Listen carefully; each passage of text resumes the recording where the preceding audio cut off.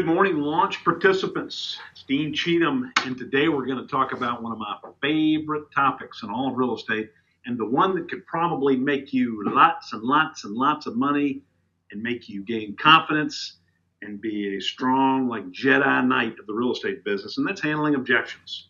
So we'll get to that in just a second, but first, let's go back to week 6, your lead follow-up week last week, and talk about not the objection handlers, but the action items that you were supposed to complete. So one of the things we asked you to do was call all of your leads and set an appointment. So did you do that? Obviously, if you have leads, you never call them. It doesn't do a whole lot of good. So the second thing is give us an update on your client event.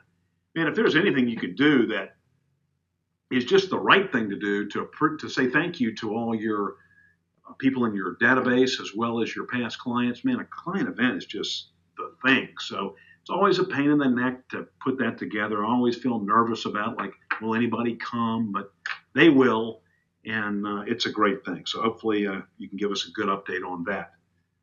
The next, number 3, would be, did you make your 15 center of influence contacts? It's a contact sport, and if you're not making contacts, you're not really getting anywhere, so hopefully you're doing that. Number 4 is 15 handwritten notes. That's the easy thing to do. You just got to take the time to do it. And last is 5 pop-bys. So take a minute, go over that, and let everybody know in the group there where you are on that, what kind of challenges you had with that, if you got stuck on anything. And then when you're finished, hit play again and we'll get on with the objection handling. All right, objection handling. So this is week 7 of the launch program, and like I said before, this is the real enchilada here, because if you fear objections, then you're going to avoid putting yourself in situations where objections might come up, and those are the only places where you're ever going to do any business. If you're showing houses, if you're talking to people like prospecting, or if you're going on listing appointments, that's where objection handlers come up. So if you're afraid of those, then you're going to avoid those activities and you're not going to get anything done. However, on the contrary, if you are excited about those and feel confident, then, man, you're going to throw your hat in the ring and you're going to be great at getting these things and helping a lot of people make a lot of money and find a lot of success, which is what we want for you. So let's go right to the workbook here and talk about number 1. It says to become a powerful objection handler, you got to reprogram your responses to objections.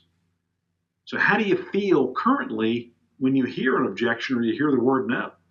And I'll tell you, the natural response is the wrong response, and the natural response is to be nervous or upset or to get defensive.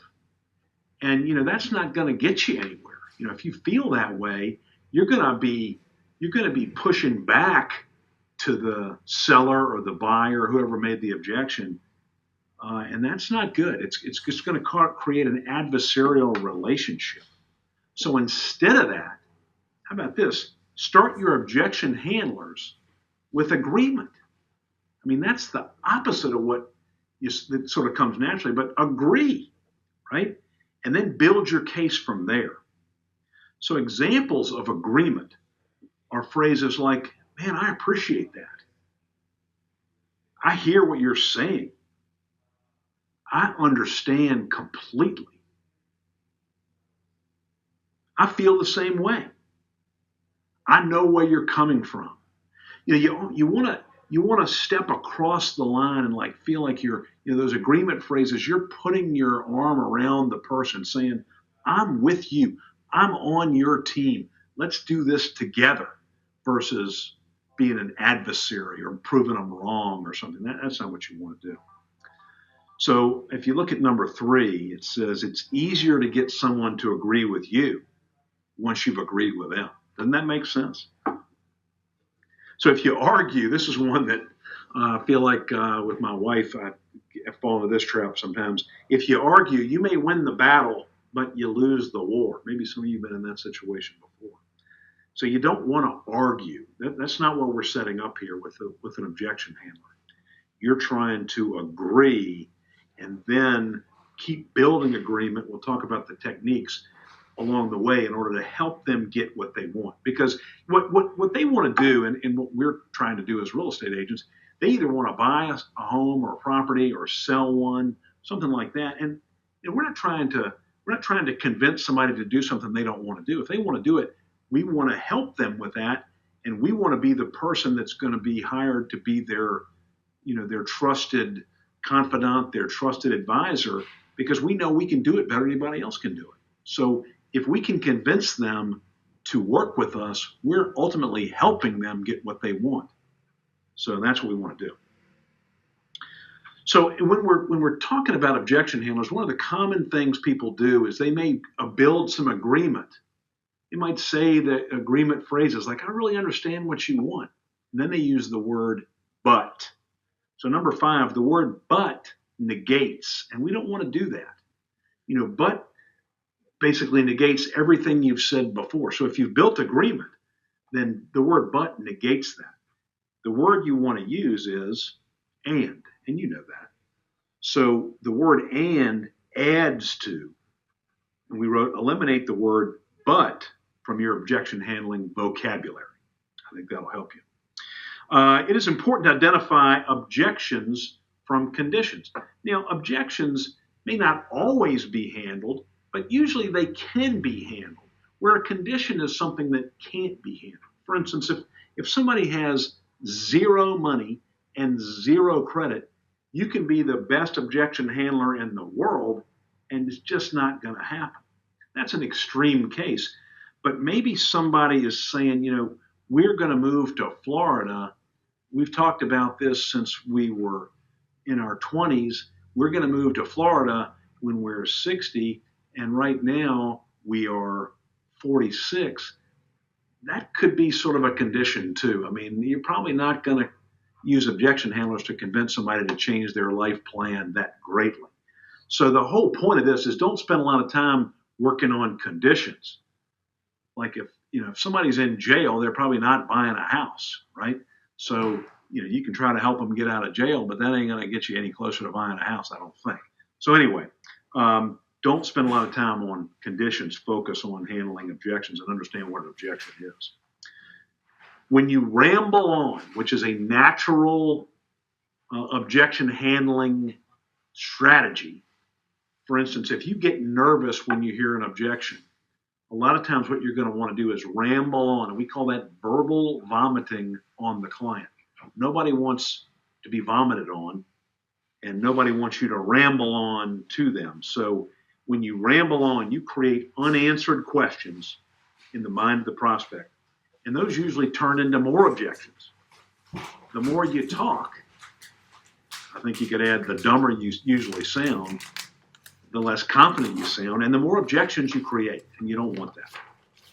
So number 8, when you ask questions, you control the conversation and therefore steer the client away from objections and towards yours, and put in a little thing and say, and their ultimate goal. So you steer them away from the objections and toward yours and their ultimate goals.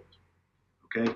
So asking questions, if you think about your presentations, are you asking more questions or are you just making more statements? A great mentor of mine, Mike Ferry, said, selling is not telling. Selling is asking a series of questions that leads the client to the desired result. Right? Let me say that again. Selling is not telling. Selling is asking a series of questions that lead the client to the ultimate result, or the ultimate outcome. Okay, so you want to be asking questions. Work on your questions asking skills, and learn to use questions to get the responses that you want that will help the client convince themselves to move towards the ultimate goal. All right, so let's talk about the strategies here. So in order to become better at objection handling, you need to practice objection handling by asking questions. So we want to list several likely questions that you might ask when you hear these following objections. So what we're going to do is we'll read these, and then you will pause the video and then come up with some questions that might be asked with these, and then you can build your total objection handlers from there. So the first objection is, we are not sure if we're ready to list tonight. So then come up with a few questions. Stop the tape and then, or whatever, the video, and come up with some questions. The next,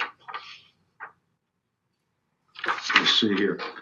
We would like to start our price high and then leave some wiggle room in the price where we can move down later. You hear that all the time. So go ahead and stop the video and go through some questions there. The third is, we have a friend in the business. Same thing.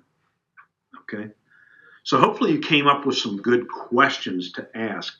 And then you want to use these leading questions to then build a case towards handling the objection. Okay? Remember a few things, and then we'll get into a little bit more details of objection handling strategy, and then we'll do a little bit of more bonus material on this. So remember this: a powerful presenter anticipates objections and handles them before they come up.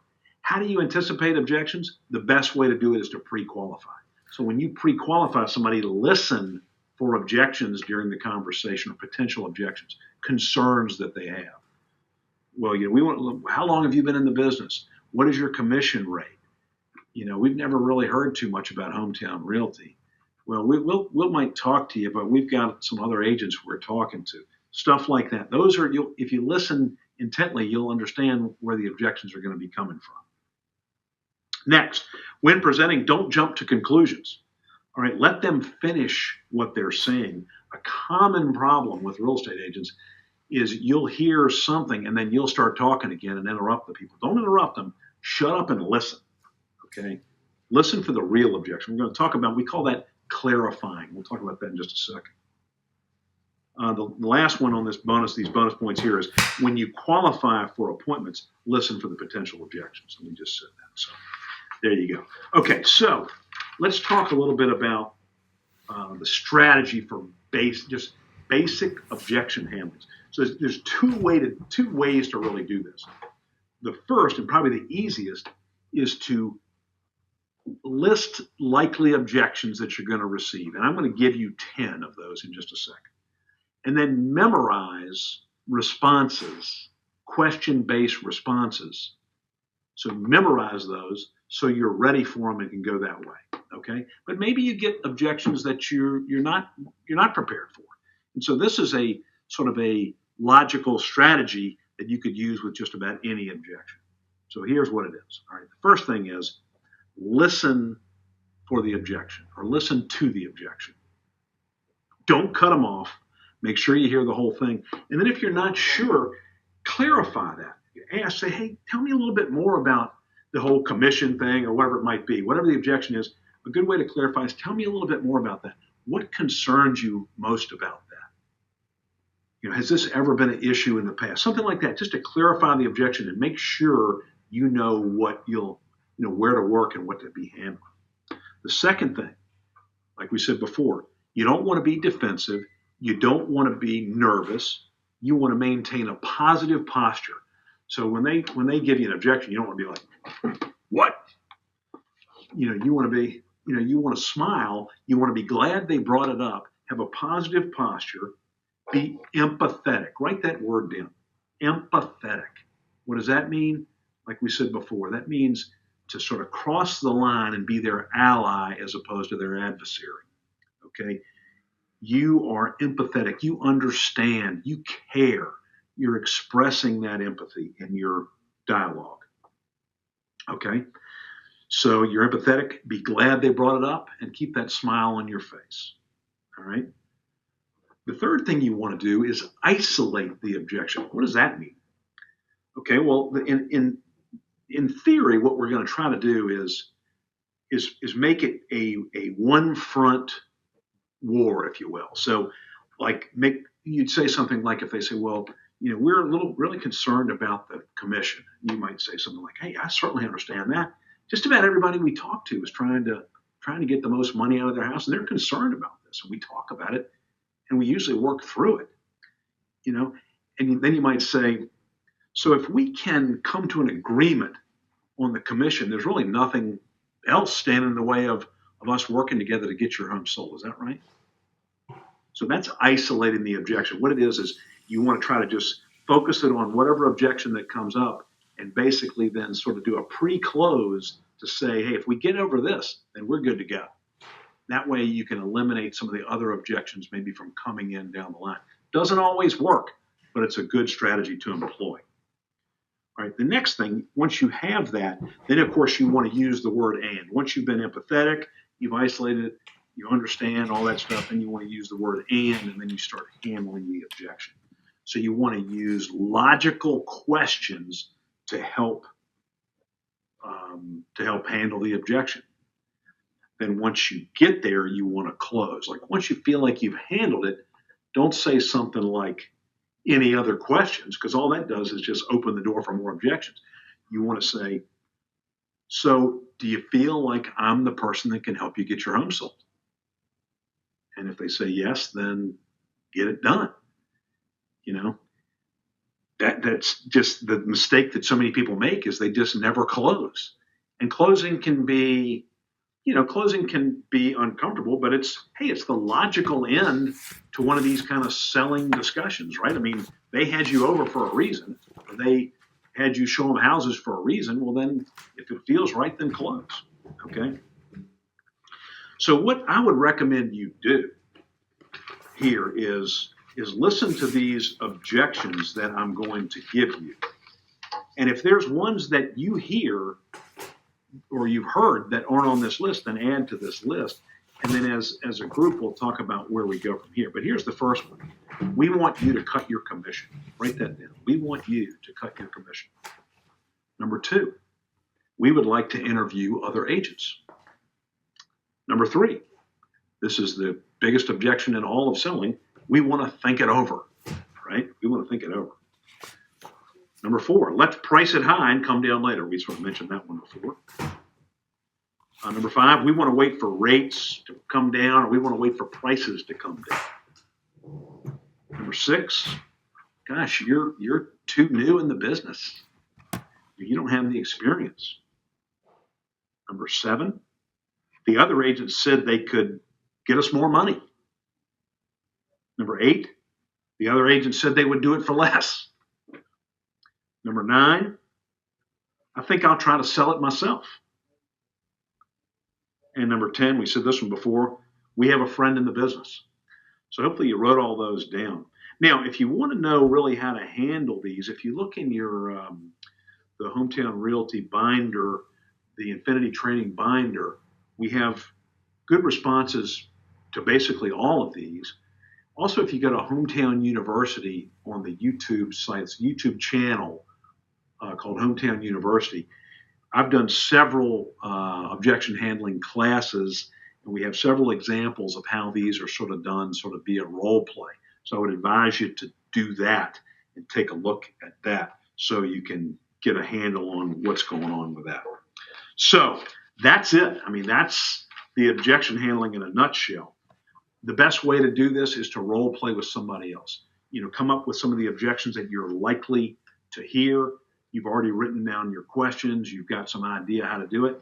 And you and your friend just sort of go through it. You say, hey, you know, I want you to cut your commission. And then you start handling it and see. And then at the end, sort of talk about it, share objections. Here's the best thing about objection handling. You don't have to come up with an original answer. You can plagiarize on anything you hear. And if you hear a good one, then use that, right? But be prepared to have more than one, because sometimes the first one doesn't get it, okay? So that's what we got for you. So here's the action items for this week. Write down the 3 objections that you think are going to be most common in your business. What are the 3 that you think you're going to hear the most? And you can write down, hey, if you want to go for the super action item, write down all 10. Next, write down 3 solid question-based objection handlers for those 3 or whatever many objections you write down. Okay, and then practice those. Role play those with somebody else. If you don't ever practice it, you're not going to get any better. Then make your 15 phone contacts this week. Write your 15 notes and your 5 pop buys. Again, I think this is a skill that will make you a lot of money. If you find the agents in this company and in the marketplace that are doing the best, they're good at this. So hopefully this will help you. Feel free to call me. My number's 804-244-1022. Feel free to call me anytime, and we can set up a time to talk about objection handling or whatever's jamming you up. I'd be delighted to help you. Thanks for participating in Launch, and we'll see you soon.